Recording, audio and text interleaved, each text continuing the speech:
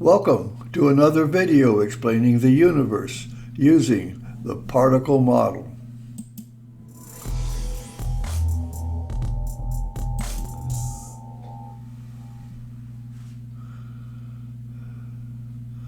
Well, today's video is part 2 of the videos talking about the motions of the moon. And in particular, I'm asking the question, does the moon spin?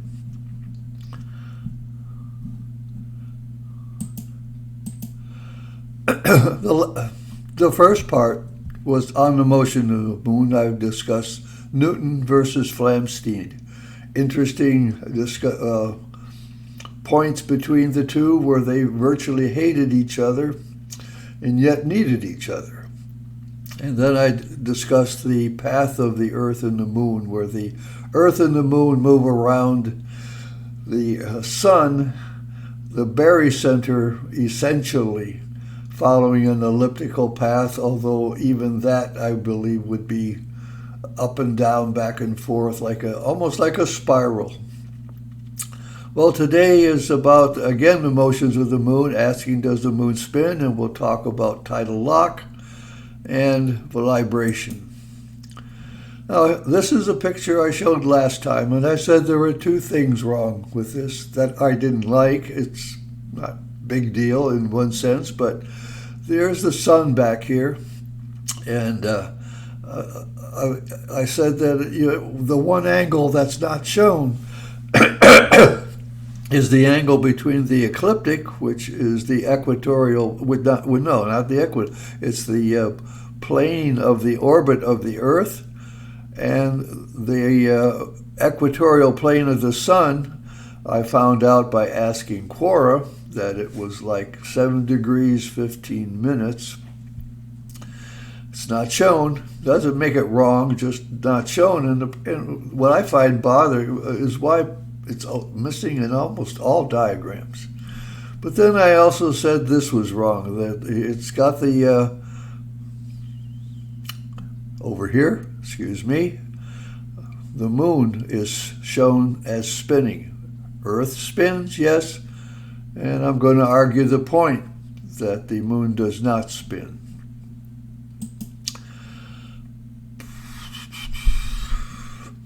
Okay, tidal lock. Tidal lock is what keeps one side of the moon pointed towards the Earth. This is from Wikipedia. Tidal locking, also called gravitational locking, captured rotation, and spin orbit locking. Rotation and spin, talk about those in a bit. And in the best known case, occurs when an astronomical body always has the same face towards the object it is orbiting. This is known as synchronous rotation. So again, rotation is a spin. And the tidally locked body takes just as long to rotate around its own axis, assuming it has an axis, as it does to revolve around its partner. Well, here's a description of the moon's equator. I looked that up, and here's the link, and it says the moon rotates on its axis just as the Earth does. I'm saying I don't think that's right. The Earth goes around once every day, and the moon goes once around every month. This actual low rotation defines the north and south poles of the Earth and the moon and defines the hemisphere. The concept is right, but how they define the north and south pole is not by spinning. The lunar equator runs around the middle, being equidistant from both poles, just as it is on the north. Where is the lunar equator? This is tells us where it is. It's around the middle, being equidistant from, so here's the North Pole, here's the South Pole as defined, and the equator is around the middle. Well, you can call the equator around the middle, but that statement doesn't talk about a natural equator. The Earth does spin. As a result, there's a physical bulge around the center of the Earth that is made by spinning. It bulges out equally in all directions. It's just there along with the tides. Does the moon have a physical equator caused by spinning? Or is it just defined by geometry?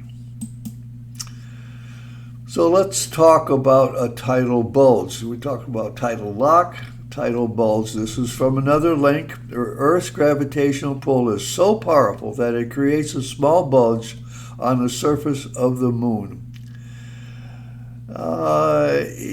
It really creates two bulges on the moon. Not just one, but the one that they all talk about is the one facing the Earth.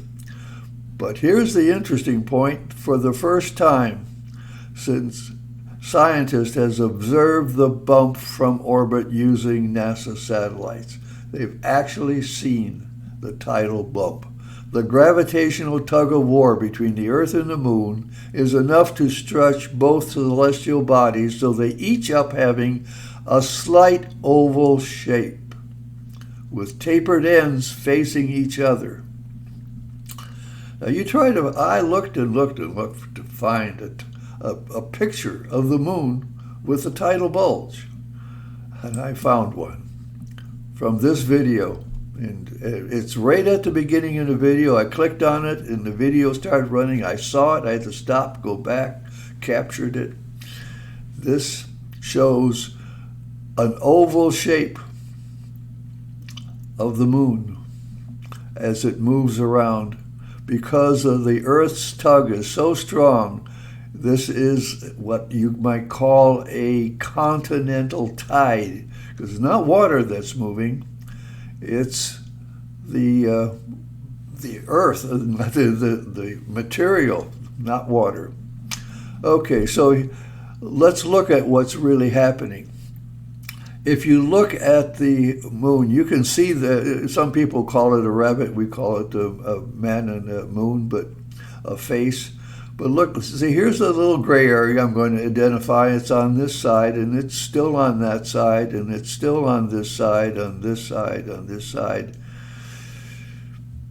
So when you look at that, to me, this is not like spinning. This is like turning. It's moving around like a car around a racetrack. Got your arm out the window, and you're driving around the racetrack. The car is turning. For this to be spinning, and for this to be the North Pole, by the way, this is the North Pole of the Earth. And we call it the North Pole because if you stand on the North Pole and you observe the spinning, at that point it's counterclockwise. That defines the North Pole of the Earth. Over here you have a defined North Pole only because when you look at the North Pole here on the Earth, you look down on here, they say, okay, well, that's the North Pole, and the South Pole being on the other side.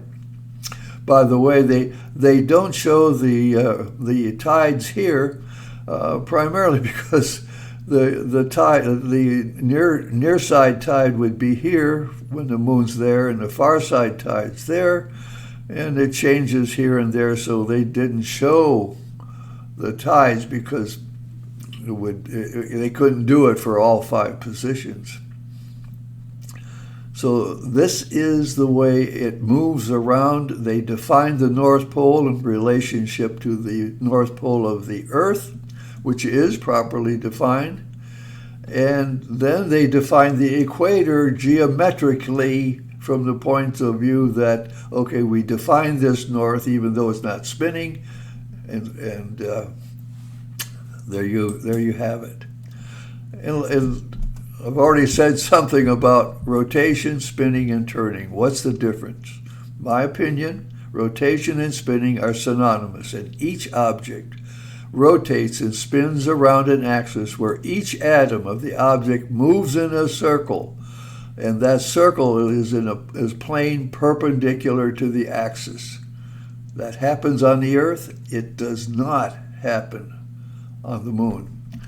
Turning is when an object changes direction. And it is changing direction, and that's because it's orbiting, and it's just a simple process for us.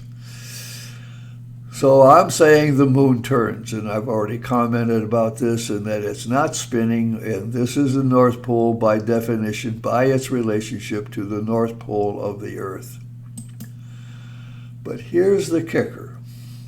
This link, I'm going to put this in the description, and David has chastised me for not listing these links in the description. This one you need to watch. But in fact, you can go on the internet, Google the word libration, and you'll get any number of these videos.